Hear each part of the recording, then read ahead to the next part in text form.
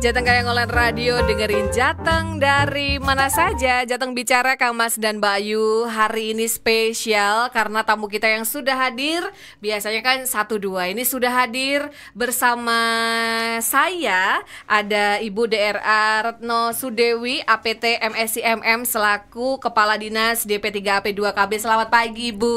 Pagi, assalamualaikum. Waalaikumsalam. Kemudian ada Bapak Yuli Sulistianto selaku Manajer Program Setara. Selamat pagi Pak. Semangat pagi, tangguh sehat semuanya. Amin. Dan juga ada Dedandi Resando, Ketua Forum Anak Jawa Tengah. Selamat pagi. Selamat pagi Kak, dan semangat pagi. Semangat tentunya. Dan ini mungkin bisa disapa dulu Ibu, Bapak dan Dedandi, pendengar kita, Kang Mas dan Mbak Yu. Monggo silahkan.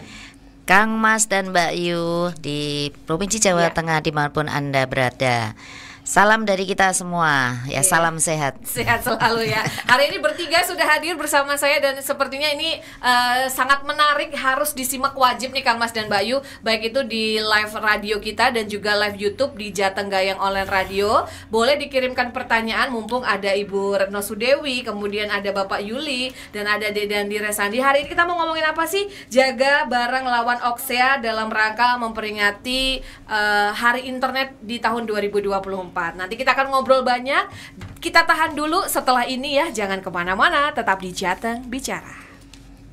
Jateng Gayeng Online Radio, dengerin Jateng dari mana saja. Kang Mas dan Mbak Yu, Jateng Bicara masih bersama dengan Ibu Retno Sudewi, kemudian Bapak Yuli Sulistianto dan juga Dedandi Resando. Dan hari ini kita akan ngomongin tentang Oksea nih Kang Mas dan Mbak Yu. Nah mungkin sudah ada yang tahu apa sih Oksea, dan mungkin ada dari Kang Mas dan Mbak Yu yang belum paham sebenarnya sih apa sih Oksea. Nah mungkin dari Pak Yuli ya bisa dijelaskan kira-kira Oksea itu apa sih Bapak? Monggo silahkan. Ya, terima kasih Kang Mas dan Mbak Yu ya, Kang Mas dan Mbak Yu. Kang Mas dan Mbak Yu, pendengar radio Jateng Gayeng gitu. Ya. Ya, isu Oksea itu sebetulnya isu yang cukup lama sebetulnya gitu kan.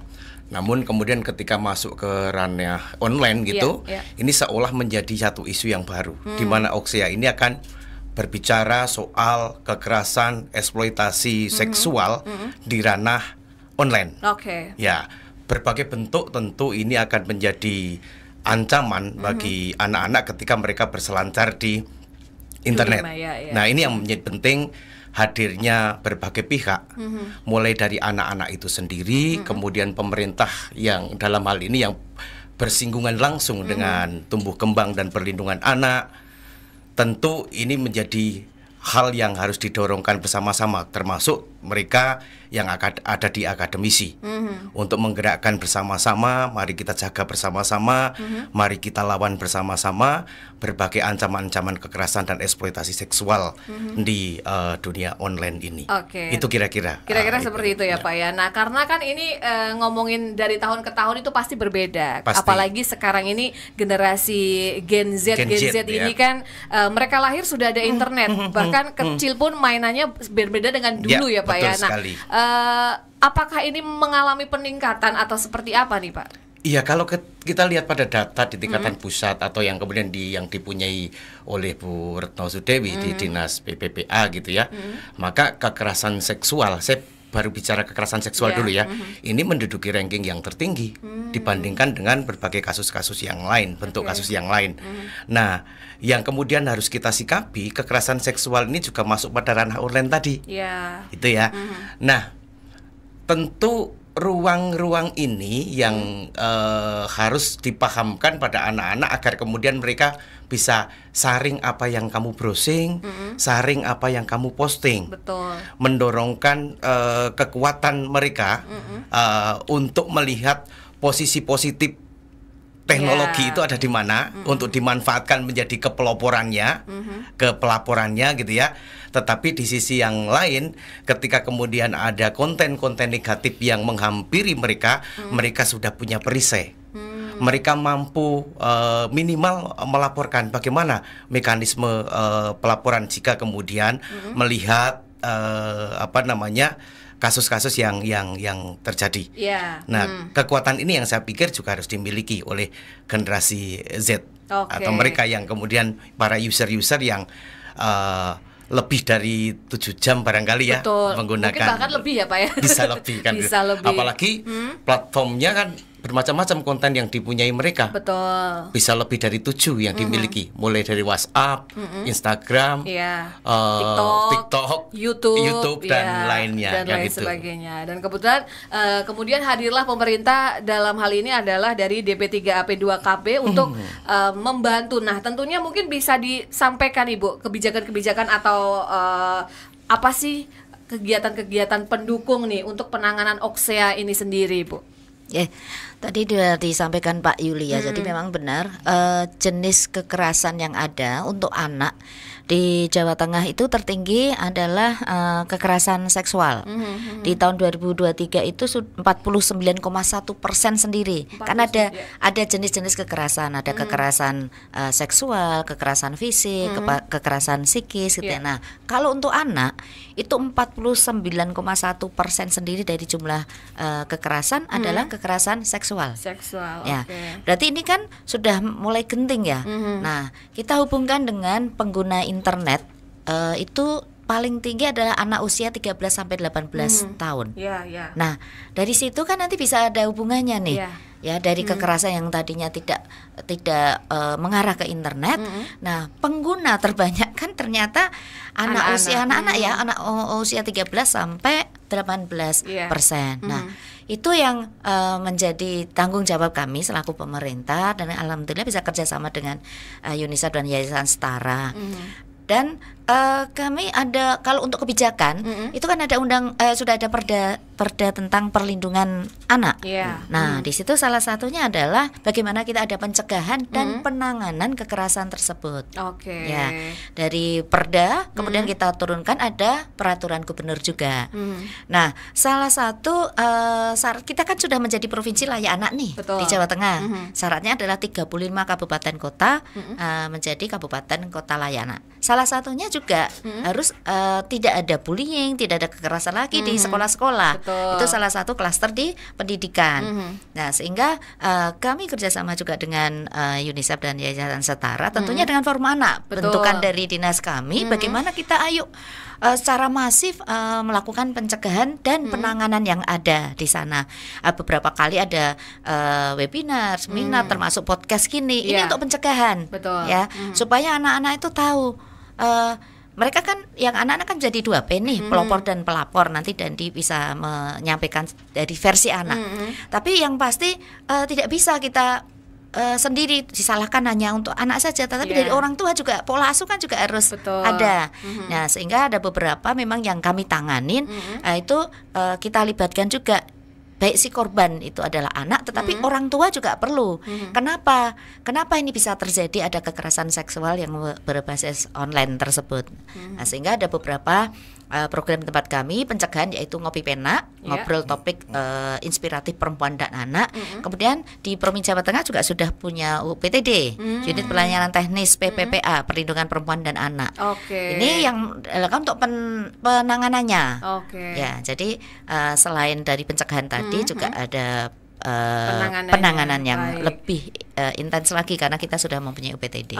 Nah, mungkin boleh disampaikan juga Ibu ya, maksudnya kegiatan-kegiatan konkretnya sejauh ini sih apa yang sudah dilakukan seperti itu, sehingga masyarakat mungkin lebih tahu ya. Monggo silakan. Yang pasti kita lakukan sosialisasi. Oksea itu apa, ya kan? Jangan sampai nanti orang tidak tahu bahwa ini sebenarnya mengarah ke sana, ya. Contoh yang kami tangani itu tadinya dia pelaku membuat anak itu nyaman dulu, percaya dulu, nyaman, sehingga disuruh apa-apa jadi mau. Nah, ini kan anak harus tahu tuh. Itu kan untuk pencegahan. Ya, jadi kita kerjasama juga tadi yang saya sampaikan, ada beberapa webinar, ada workshop, ada juga seperti podcast gini supaya tahu apa sih itu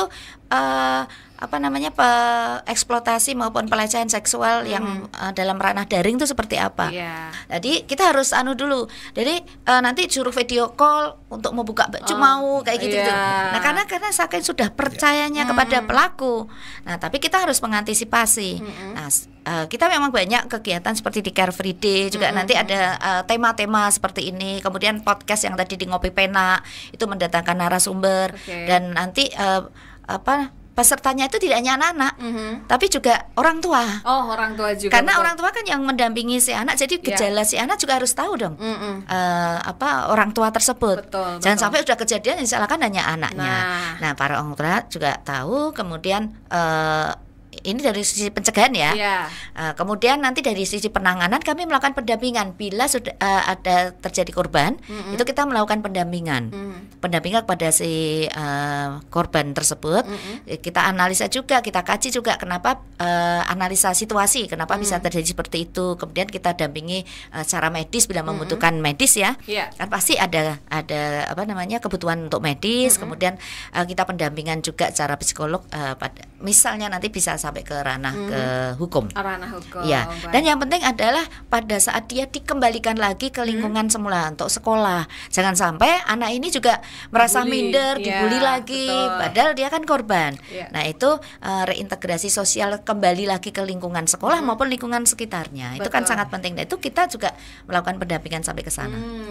Nah, mungkin kita juga penasaran nih, kalau dari generasi milenial dan juga generasi Z ini memang agak sedikit beda memperlakukannya, Ibu. Karena kadang kalau misalkan dinasihati pun juga akan mental dan men-treat mereka agar bisa paham itu kan berbeda. Nah, mungkin kalau dari Dandi sendiri nih selaku perwakilan dari Forum Anak Jawa Tengah. Nah, kira-kira apa sih kegiatan yang biasa dilakukan nih sehingga teman-teman di usia-usia kalian ini bisa menerima masukan-masukan seperti itu? Karena kan kadang kalau dinasihatin orang tua itu yang ada malah justru berantem, dan kadang mereka tidak nyaman justru malah di lingkungan orang tua, lebih nyaman dengan teman-temannya. Nah, gimana ini? Oke Kak, jadi kalau mungkin dari Forum Anak itu sendiri kan kita ada tugas yang tadi udah disampaikan dari Bunda itu pelopor dan pelapor. Jadi pertama kita pasti mempelopori itu. Kalau ada gerakan ini kenapa jaga bareng sih? Karena masalah Oksea ini nggak bisa cuma diselesaikan dari pemerintahan, dari mitra-mitra pemerintahan atau dari anak-anaknya aja. Karena ini mengikat dari pemerintahan dengan kebijakannya, anak dengan kesadarannya. Nah, Forum Anak masuk kepada anak-anaknya itu. Kita bisa menjadi fasilitator. Tadi kalau dibilangin oleh orang tuanya bantah dan lain-lain. Nah, dari Forum Anak ini kita ngasih pengertian, ini loh bahayanya, dampaknya kayak gini. Dan kadang korban tuh nggak sadar kalau dia jadi korban, gitu. Dan juga menyinggung tadi masalah generasi Z ini kan, kita ada istilah itu namanya generasi strawberry kan, cakap teknologi tapi mudah sakit hati. Nah, jadi mungkin cakap banget teknologi, tapi nggak bijak pakainya itu gimana. Padahal sekarang banyak banget tuh masalah kayak Oksea yang udah disebutin. Makanya tagline jaga bareng lawan Oksea tuh udah dari lama ya Kak Yuli kita selenggarakan. Dan juga jangan lupa di DP3AP 2KB dan Forum Anak Jawa Tengah dan juga dengan mitranya membentuk namanya Jogo Konco. Di dalamnya juga aktif. Jogo Konco ini bukan hanya sebatas website, tapi dengan adanya gerakan Jogo Konco, DM kita tuh rame. Mau curhat, mau laporan itu rame, dan kita meneruskannya kepada dinas. Nah, itu fungsinya kolaborasi dari Forum Anak dengan dinas ada di situ. Oke, benar. Berarti sejauh ini pun curhatan-curhatan itu pun akan dijawab seperti itu ya Bu ya. Dan kadang yang paling susah itu kan, yang paling ditakutkan adalah melapor. Karena takut nanti identitasnya harus aman. Dan kadang bahkan yang malu juga Bu, karena biasanya yang terjadi di lingkungan adalah nah itu betul. Nah, itu seperti apa mungkin dari sudut pandang dari Bu Retno Sudewi dan juga nanti dari Pak Yuli, monggo silakan.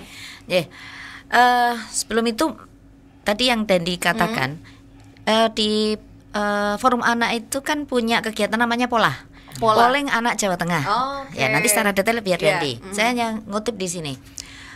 Salah satu dari isi pertanyaan di pola itu adalah anak-anak itu suka curhat ke siapa? Ada pertanyaan ke orang tua, ke guru, atau ke teman sebaya. Ternyata lebih dari 50% kalau nggak salah itu ke teman sebaya. Betul. Teman sebaya. Nah, dari situ kita kerjasama ya dengan UNICEF, juga dibantu UNICEF dan Setara, kemudian dengan Forum Anak membuat aplikasi website dengan Jogo Konco tersebut. Nah, Jogo Konco tersebut itu ada yang tadi sisi curhatnya tadi loh, Mbak. Jadi karena anak itu lebih seneng curhat ke teman sebayanya, jadi itu adalah suatu alat atau sarana yang membuat anak-anak itu lebih dipusatkan ke kegiatan yang positif ya. Daripada nanti curhat kemana malah dia malah kemana-mana gitu ya. Belum makanya tadi belum ditanggapi juga. Nah, sehingga curhat di sinilah ayo loh kita berpikiran yang positif, punya kegiatan yang positif. Kalau kita bicara dengan anak generasi Z itu kan dia pengennya apa-apa dilakukan, kreatif gitu ya. Tapi kan harus ada sarana yang positif dong. Ya kan? Nah, kalau kita kasih sarana seperti ini tadi itu kan aplikasinya website. Tapi ada juga kegiatan-kegiatan yang positif yang nanti langsung berhubungan dengan masyarakat. Nah, itu kan supaya anak-anak tuh nggak berpikiran neko-neko gitu loh. Karena mereka itu energinya kan lebih tinggi dari kita ya. Benar. Nggak mau dia harus melakukan suatu kegiatan. Nah, kalau tidak kita arahkan yang positif kan jadi bahaya juga, salah jalan. Ada juga mereka punya podcast juga sama dengan lewat IG Live atau nanti juga bisa podcast itu namanya Jenang Santan. Nah, nanti bisa cerita lagi. Itu kan juga curhat sesama teman ya, yang sebaya. Nah, sehingga dari sarana manapun kita berupaya supaya korban itu berani ngomong, berani speak up gitu ya. Karena sekarang pun kan ada dari Permendikbudristek pun di sekolah-sekolah kan juga harus membuat seperti Satgas pencegahan dan penanganan kekerasan kan. Nah, itu kan mendekati sebenarnya, mendekati kepada masyarakat yang menjadi korban supaya dekat untuk melapor dan dia tidak malu, tidak takut. Kemudian dari Kementerian PPPA pun punya program namanya Desa Ramah Perempuan dan Peduli Anak. Sehingga itu mendekatin sampai ke desa atau kelurahan kan. Nah, jadi mereka kadang kan tidak tahu harus lapor kemana, ke Dinas Perempuan Anak jauh. Kemudian ke kepolisian kan juga boleh. Tapi ini sudah mendekatin ke sekolah-sekolahan, kemudian ke institusi pendidikan yang perguruan tinggi, kita juga harus ada Satgas itu juga harus dibentuk. Kemudian di desa atau kelurahan sudah ada namanya DRPPA. Nah, kalau bisa sementara ditanganin di level paling rendah, ditangani, kalau enggak kan dirujuk. Bisa dirujuk ke dinas kami di Jalan Pamularsih nomor 28. Baik. Nah, itu ya tadi semua kanal-kanal atau media-media pun sudah dibuka. Nah, kalau menurut Pak Yuli sendiri nih dari Yayasan Setara nih, Pak. Iya, tadi banyak hal yang sudah disampaikan oleh Kadis gitu ya, sampai pada level yang sangat teknis. Tapi begini, saya akan memulainya pada policy. Dalam konteks policy berbicara soal partisipasi gitu ya. Jadi partisipasi anak itu kan meletakkan di 3 hal. Partisipasi sebagai prinsip, ya sebagai prinsip ya menjadi mainstreaming, itu menjadi auto gitu ya, dalam meletakkan pemenuhan dan perlindungan hak anak gitu. Yang kedua adalah partisipasi dalam konteks kebijakan, mengarah ke kebijakan. Sejauh mana kemudian pandangan-pandangan anak ini kemudian terumuskan dalam satu kebijakan-kebijakan di level pemerintahan, baik itu level terendah yaitu yang bernama kelurahan atau desa yang tadi disebutkan oleh Bu Dewi, kecamatan dan seterusnya berjenjang sampai tingkat provinsi maupun pusat. Yang ketiga itu adalah partisipasi dalam konteks cara, bagaimana mekanismenya. Maka seringkali kita mendengar kata musrenbang kan gitu ya, musyawarah rencana pembangunan yang melibatkan anak-anak. Nah, 3 hal ini harus dilihat pada posisi mulai dari bangun tidur sampai dengan tidur lagi. Dengan siapa anak-anak dan bagaimana situasinya. Mendorongkan kita semuanya untuk melakukan satu identifikasi atau analisa. Sejauh mana keluarga ini meletakkan keamanan dan kenyamanan melalui program-program yang ada. Apakah kita akan berbicara soal kualitas hidup keluarga, berbicara soal ketangguhan dalam konteks keluarga melalui berbagai indikator yang ada. Kemudian kita masuk lagi ke sekolah. Apakah kemudian satuan pendidikan ramah anak masuk lagi kurikulum merdeka dan berbagai kebijakan-kebijakannya mampu berbicara mulai dari aturan main di tingkat sekolahan, struktur yang dibangun mulai dari tadi ada satuan tugas, ada TPPK kan begitu. Dan yang berikutnya ada di level masyarakat. Di level masyarakat, pendekatan-pendekatan desa ramah perempuan peduli anak dengan berbagai capaian-capaiannya harus memastikan rasa aman harus memastikan peranan dari anak-anak yang tadi Dendi sampaikan, pelopor dan pelapor itu. Ruang-ruang ini yang harus di maintenance betul dalam konteks kebijakan di level itu. Nah, satu lagi tambahannya adalah di mana sih kalau setelah di rumah, sekolah, lingkungan sebaya dengan masyarakatnya, yang terlupa kadang-kadang ada di ranah daring ini, di ranah online itu. Nah, artinya berarti ini kan harus melibatkan provider berkaitan dengan perusahaan-perusahaan yang mengarah kepada teknologi. Sejauh mana kebijakan-kebijakan, mohon maaf misalkan Facebook, bagaimana kebijakan-kebijakan Instagram, perusahaan-perusahaan itu untuk menjamin keamanan bagi anak-anak. Karena yang sekarang ketika kita mendengarkan atau menyampaikan yang namanya oksea gitu kan, kita kan pasti harus mengenali apa itu grooming, apa itu sexting, apa itu paparan langsung atau live streaming seksual gitu ya. Apa kemudian kita akan berbicara soal extortion, bagaimana pemerasan yang dilakukan oleh pihak lain kan gitu. Nah, sampai pada situasi-situasi ini sehingga Kominfo maupun Diskominfo juga punya peranan yang kuat mestinya untuk meletakkan ini. Selain yang tadi sudah disampaikan, selain keluarga, selain sekolah, selain dunia akademisi, selain masyarakat atau lembaga-lembaga ini. Nah, ini yang saya pikir menjadi penting untuk betul-betul kita gotong royongkan gitu. Siap. Itu tadi ya Kang Mas dan Bayu, maksudnya sudah dijelaskan bagaimana sih upaya baik itu dari pemerintah, kemudian dari Yayasan Setara dan juga dari Forum Anak pun juga bersinergi satu bagaimana untuk mencegah semuanya itu. Nah, nanti kita akan kembali lagi ngobrol sambil menunggu pertanyaan dari Kang Mas dan Bayu. Sepertinya sudah ada beberapa yang masuk, nanti akan langsung dijawab. Jadi jangan kemana-mana, tetap di Jateng Bicara. Jateng Gayeng Online Radio, dengerin Jateng dari mana saja. Jateng Bicara masih bersama dengan Ibu Retno Sudewi selaku Kepala Dinas DP3AP2KB, kemudian Bapak Yuli Sulistianto selaku Manajer Program Setara, dan ada Dandi Resando selaku Ketua Forum Anak Jawa Tengah. Dan kita sedang di tema Jaga Bareng Lawan Oksea nih Kang Mas dan Mbak Yu. Sebelum kita lanjut ke topik kita akan menjawab beberapa pertanyaan dulu. Ini dari Chelsea yang ada di Candisari, mau tanya apakah kekerasan melalui internet ini bisa dilaporkan lewat Sapa 129. Kalau bisa, asesmen apa yang akan dilakukan sampai korban bisa mendapatkan pendampingan? Monggo silahkan Ibu. Ya Kak Chelsea ya. Chelsea. Bagus sekali nih Kak Chelsea. Jadi sudah tahu tentang Sapa 129 ya. Jadi memang Sapa 129 itu bisa kita lakukan lewat WA ya. Lewat WA melalui nomor 08111 129 129. Atau bisa telepon bebas pulsa ya, 129. Nah, nanti Kak Chelsea misalnya ada temannya atau siapapun bisa melaporkan lewat Sapa 129 tersebut. Nah, di sana nanti akan dilakukan semacam assessment gitu ya. Atau nanti bisa disarankan. Jadi kita tampung dulu apa keluhan-keluhannya lewat Sapa 129 tersebut. Jadi nanti bisa disarankan, bisa ke Pamularse ya, di UPTD kami, UPTD PPPA, atau via telepon atau WA tadi juga bisa ya. Tapi kalau misalnya lebih seneng pakai tatap muka kan bisa langsung ke sana. Nah, nanti layanan apa yang diberikan? Yang pertama tentu ada layanan pengaduan ya. Tadi kita lakukan assessment dulu, apa sih kekerasannya itu wujudnya seperti apa gitu ya. Kemudian meningkat lagi bisa ada rehabilitasi psikologis maupun medis, secara medis.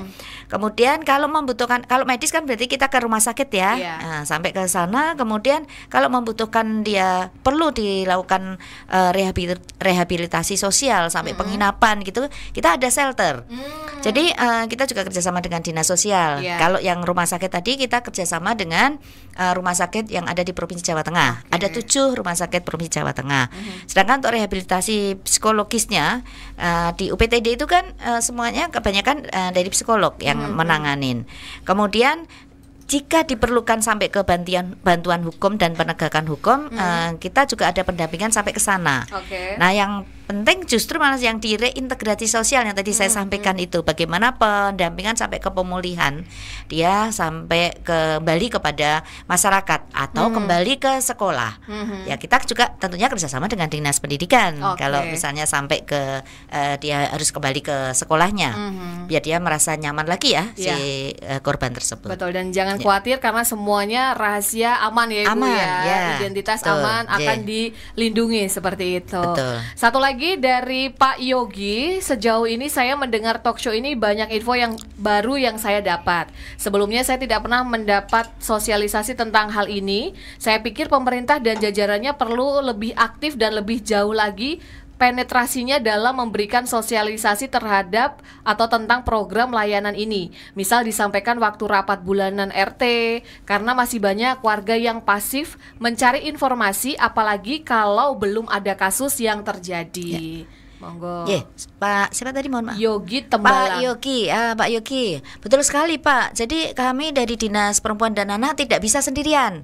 Nah, kita menggandeng beberapa organisasi perempuan, kemudian dengan forum anak, kemudian mitra-mitra yang lain ya. Salah satunya adalah PKK. Itu kan sudah sampai level Desa Wisma. Di PKK Pojok 1 itu rutin melakukan. Jadi materi pasti ada, sehingga nanti akan disampaikan menyeluruh sampai ke tingkat Desa Wisma. Begitu juga kalau kita ngopi pena. Ngopi pena itu sasaran kita kan tadi para organisasi perempuan dan anak. Itu kan juga ada Fatayat, ada Muslimat, ada kita gandeng semua. Ada Aisyah juga dan lain-lain ya. Termasuk PKK itu juga sebagai peserta juga. Paling dasar ya Ibu ya. Betul. Sehingga mungkin kami juga tidak kurang-kurang ya dalam melakukan sosialisasi, dan itu pun tidak hanya kami yang menyelenggarakan. Kadang nanti seperti tadi dari UNICEF maupun Setara kan sudah sampai ke kabupaten, beberapa kabupaten kota ya Pak Yuli ya. Nah, sehingga materi yang kami sampaikan nanti juga bisa disampaikan oleh langsung ke organisasi perempuan tadi. Sehingga kita memang harus melakukan secara masif. Betul. Karena dulu kekerasan seksual hanya secara fisik, ternyata sekarang merambah ke dunia internet kan, secara online. Betul. Nah, itu yang kadang orang belum paham bahwa itu sebenarnya juga bisa ditanganin gitu ya. Termasuk sama yang tadi menjawab sama tadi ada yang nah itu yang termasuk sudah masuk dalam ranah kekerasan juga sekarang. Yang tadi hanya kekerasan seksual kan. Betul. Sekarang sudah kekerasan berbasis online. Jadi PR-nya makin banyak ya Pak. Nah, kalau di tingkat kabupaten kota itu biasanya apa kegiatannya Pak? Saya pikir begini. Justru ini menambahkan juga apa yang disampaikan oleh Bu Kadis ya. Justru alasan inilah kami menggarap proyek ini. Proyek yang bernama Cegah Tangani Oksea kan begitu ya. Nah, secara umum untuk Provinsi Jawa Tengah itu semua 35 kabupaten kota mestinya harus mendapatkan pengetahuan ini. Tetapi secara khusus kami ada di 5 kabupaten kota. Kota Surakarta, kemudian ada Sragen, Kabupaten Sragen, Kabupaten Blora, Kabupaten Wonosobo, Kota Pekalongan. Nah, kenapa memilih kabupaten itu Pak? Apakah berdasarkan memang di situ yang banyak terjadi kekerasan atau seperti dasarnya apa? Sebetulnya ada riset yang kemudian harus kita kembangkan dulu sehingga muncul nama-nama kabupaten kota ini. Itu satu. Yang kedua adalah ada keberlanjutan program sebelumnya. Karena dulu sebelumnya ada program yang namanya Seforsi. Bagaimana lingkungan aman nyaman bagi anak itu harus dikelola sampai level masyarakat. Betul. Sampai kalau di tempatnya Bu Dewi itu dikenal dengan PATBM. Ya, perlindungan anak berbasis masyarakat kan begitu. Nah, agar keberlanjutan ini terus tergarap dan terintegrasikan pada program-program di tingkatan desa, kelurahan sampai dengan kota kan gitu. Karena level provinsi akan mengkoordinasikan sebetulnya. Nah, berbagai kegiatan kami dorongkan untuk melakukan sosialisasi, diseminasi kan gitu, agar capaiannya adalah satu, mereka betul-betul paham apa itu Oksea. Yang kedua adalah bukan sekedar memahami Oksea, tetapi pencegahannya bagaimana ini, agar kolaborasi pencegahan itu betul-betul tergarap secara sistematis.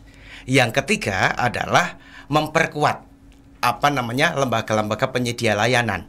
Dalam hal ini jaringan-jaringan dari UPTD, jaringan-jaringan dari lembaga-lembaga penanganan atau perlindungan anak itu yang kemudian juga menjadi salah satu bagian sistem untuk memastikan perlindungan anak itu. Nah, masih dalam rangka ini sebetulnya tanggal 7 itu kan hari internet aman ya. Hari internet aman di bulan Februari ini. Maka sekitar sampai akhir bulan kita ada roadshow kegiatan, bermacam-macam kegiatan. Itu boleh diikutin umum Bapak atau boleh? Ada sebagian umum karena berkaitan dengan webinar yang nanti banyak menggandeng Bu Dewi ini menjadi narasumber gitu ya. Kemudian termasuk Dendi dan rekan-rekan yang lain.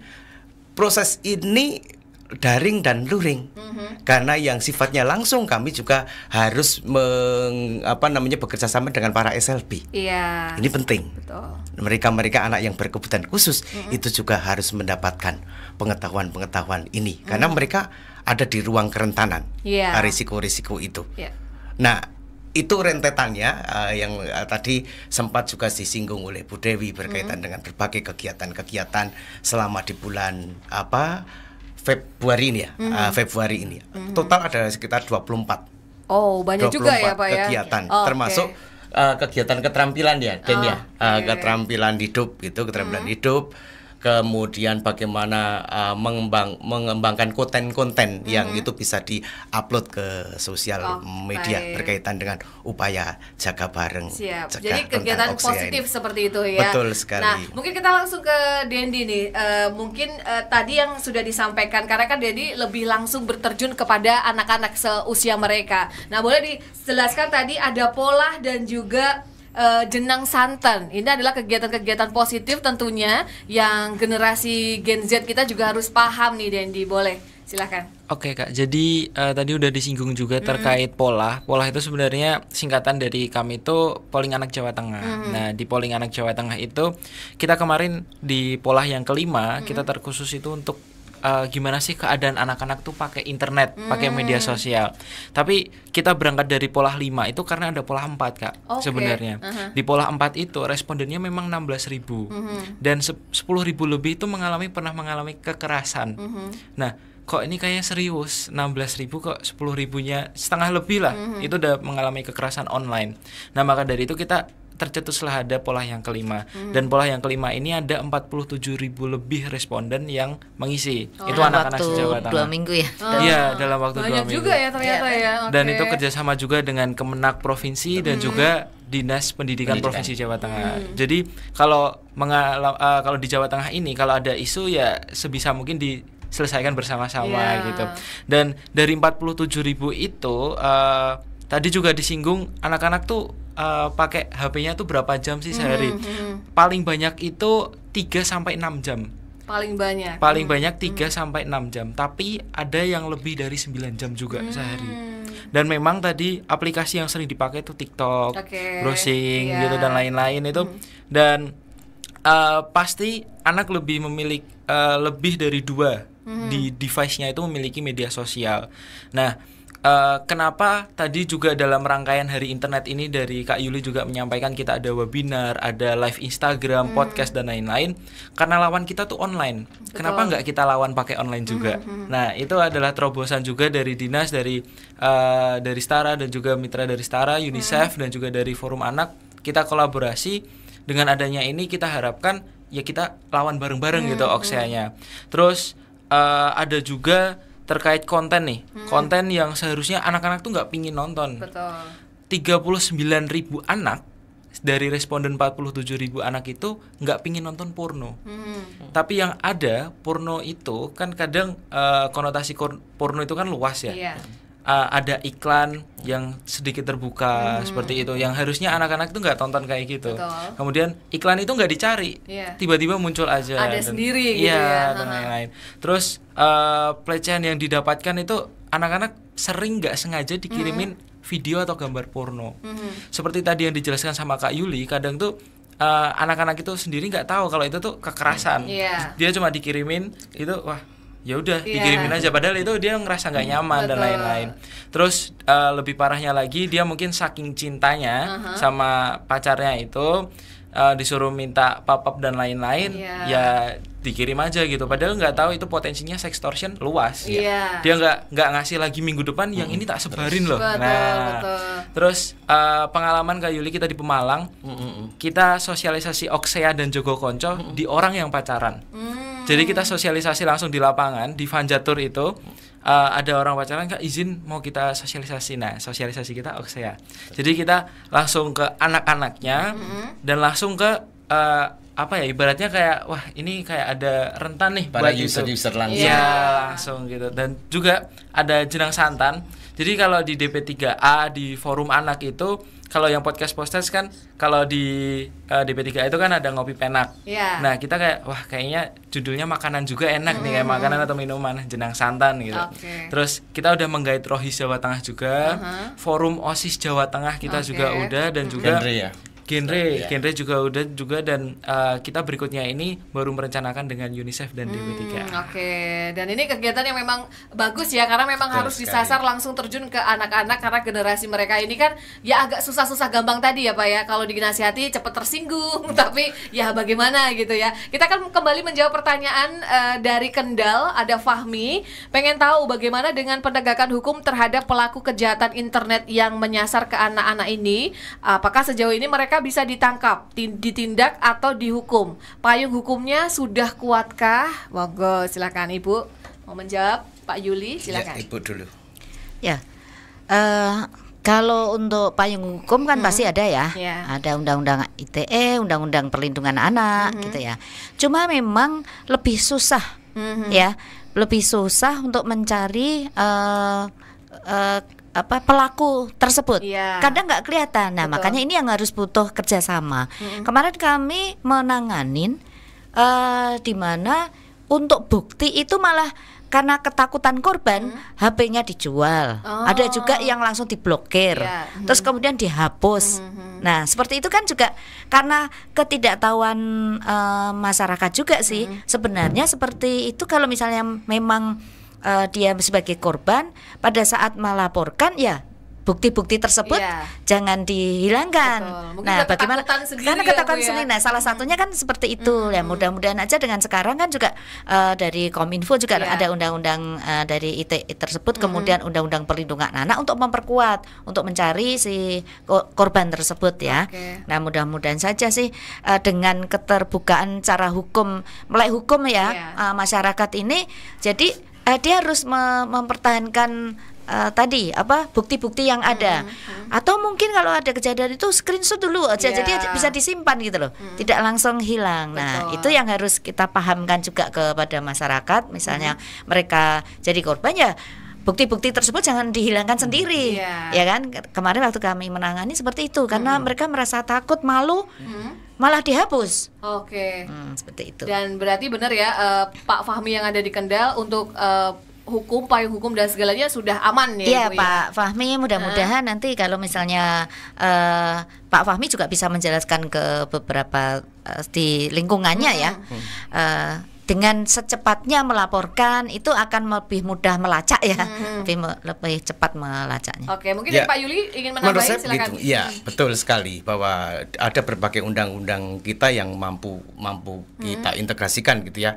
Mulai TPPKS, Undang-Undang ITE, Undang-Undang Perlindungan Anak, Undang-Undang berkaitan dengan pornografi, maupun Undang-Undang Tindak Pidana Perdagangan Manusia dan lain sebagainya kan begitu. Nah, yang kemudian yang pertama harus kita lihat adalah ini pengalaman kami. Pengalaman kami harus mengundang teman-teman di tingkatan Mabes maupun di sampai level Polda kan gitu ya, Polda, sejauh mana sih komitmen. Jadi komitmen kepolisian sebagai salah satu aparat penegak hukum melihat kasus-kasus ini. Nah, beberapa hal penting pula untuk mengenali para pelaku. Ya, misalkan kemudian bagaimana sih ciri-ciri pelaku ini, hampir sama dengan berbagai sindikat-sindikat narkoba gitu kan.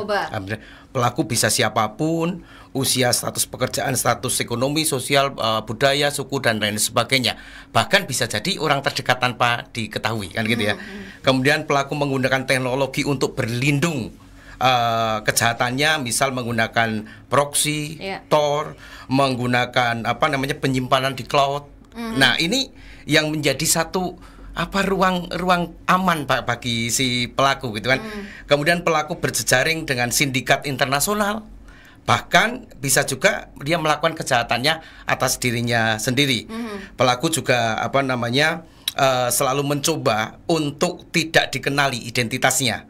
Misalkan menggunakan nama samaran, profil dan gambar yang menarik perhatian korban, tetapi ini bukan pada dirinya. Nah, ini modus-modus ini saya pikir teman-teman di Polda gitu ya, cukup sudah cukup mengupdate perkembangan-perkembangan yang ada, karena terbukti roadshow yang kita lakukan, kegiatan-kegiatan yang kita lakukan berkaitan dengan pencegahan dan penanganan oksia ini selalu kita hadirkan Polda untuk menyampaikan bagaimana cara penanganannya kan gitu. Setidaknya ada satu kesiapan yang sudah dimainkan oleh mereka. Baik. Kan gitu. Nah, ini semakin membuat tenang lagi nih dari Mas Fahmi yang ada di Kendal ya. Pertanyaan terakhir, mohon maaf sekali yang lain belum terjawab karena waktu juga, dari Pedurungan. Apakah eksploitasi anak ini termasuk kekerasan? Mungkin Bu Dewi bisa langsung dijawab, monggo silahkan. Ya, pastinya masuk di dalam ranah kekerasan, termasuk kekerasan seksual ya, tapi yang di ranah online atau berbasis yang daring. Nah, sehingga ini perlu kita proses dan kita perangi bareng-bareng nih, ya kan? Karena dari online nanti langsung dia bisa berhubungan secara fisik gitu. Karena di situ pun juga sekarang ada timbul kekerasan juga di sana, pemerasan juga sampai ke sana juga. Jadi yang ditanyakan tadi betul ya, kalau eksploitasi juga termasuk kekerasan seperti itu ya Bu ya. Baik, mungkin terakhir nih sebelum nanti kita akan ke closing statement atau closing statement kita karena waktunya juga sudah habis. Dari masing-masing baik itu Ibu Dewi dan juga Pak Yuli dan juga Dede Endi, mungkin terakhir dari DP3AP2KB dulu nih Bu, layanan penanganan oksia nih mungkin bisa disampaikan lagi nih, kira-kira harus kemana-mana nih masyarakat ketika ingin mengadu atau ingin melapor gitu kan, dengan aman dan nyaman dan tenang, boleh silahkan Ibu. Ya, sekali lagi untuk Mbak dan Kang Mas dan Mbak Yu, kalau misalnya nanti ada kekerasan, harus segera melapor, berani melapor, jangan takut, jangan malu, ya, harus berani speak up dan nanti bisa lewat tadi telepon gratis 129 lewat Sapa 129 atau langsung ke UPTD PPPA Provinsi Jawa Tengah, Jalan Pamularse nomor 28 ya. Jadi kita juga mulai berinternet lah yang sehat. Betul. Ya. Jauhi kekerasan, hindari kekerasan. Mari kita sama-sama mencegah kekerasan, terutama kekerasan seksual berbasis online. Oke, baik, kita akan istirahat dulu Bapak Ibu. Nanti sebelum kita closing statement ya, karena nggak kerasa ya waktunya sudah 1 jam anjam, kayaknya baru mulai ya. Jadi buat Kang Mas dan Bayu jangan kemana-mana, tetap di Jateng Bicara. Jateng Gayeng Online Radio, dengerin Jateng dari mana saja. Jateng Bicara di sesi terakhir, mungkin kita langsung akan mendengarkan closing statement dari Ibu Dewi dari DP3AP2KP, nanti kemudian dari Pak Yuli dari Setara dan Dedendi dari Forum Anak. Monggo silakan Ibu. Ya, sekali lagi kami menghimbau kepada Kang Mas dan Mbak Yu di Jawa Tengah supaya kita bareng-bareng nih melakukan pencegahan. Kemudian juga harus care ya. Jadi ini adalah tanggung jawab kita semua supaya anak-anak di Jawa Tengah itu aman ya dalam berinternet, kemudian dia juga tidak ada kekerasan lagi, terutama kekerasan seksual. Ya, itu dampaknya sangat luar biasa karena ini adalah generasi yang akan datang adalah calon pemimpin kita. Mudah-mudahan nanti di Jawa Tengah tidak ada lagi kekerasan, terutama kekerasan yang berbasis online. Amin, amin. Monggo silakan dari Pak Yuli dari Yayasan Setara, silakan. Terima kasih, izinkan saya mengutip salah satu poster yang ada di ruangan ini. Urip iku urut. hidup itu haruslah bisa memberi cahaya kebaikan bagi sesama. Memaknakan anak kita hari ini adalah masa depan kita esok. Mantap. Kata W.R. Supratman, bangunlah jiwanya, bangunlah badannya. Maka dalam konteks hari internet aman, internet aman, mari kita jaga bareng-bareng anak-anak dari paparan itu. Amin. Semangat. Itu kira-kira. Ya. Terima kasih. Baik, dari Dedandi dari Forum Anak Jawa Tengah, silakan. Oke Kak, jadi kalau mungkin dari aku buat Kang Mas dan Mbak Yu dan juga teman-teman di Provinsi Jawa Tengah, pertama jangan takut melapor karena sekarang sudah banyak sekali platform buat pelaporan dan pastinya itu aman dan juga tadi yang sudah disampaikan jangan sampai menghapus bukti-buktinya karena kalau memang mau melaporkan pasti beserta dengan bukti-buktinya dan juga terkait jaga bareng lawan Oksea ini kalau nggak kita siapa lagi, kalau nggak sekarang kapan lagi gitu. Jadi kalau nggak sekarang kapan lagi gitu untuk mempersiapkan Indonesia Emas tahun 2045. Mantap. Baik, kalau begitu terima kasih banyak.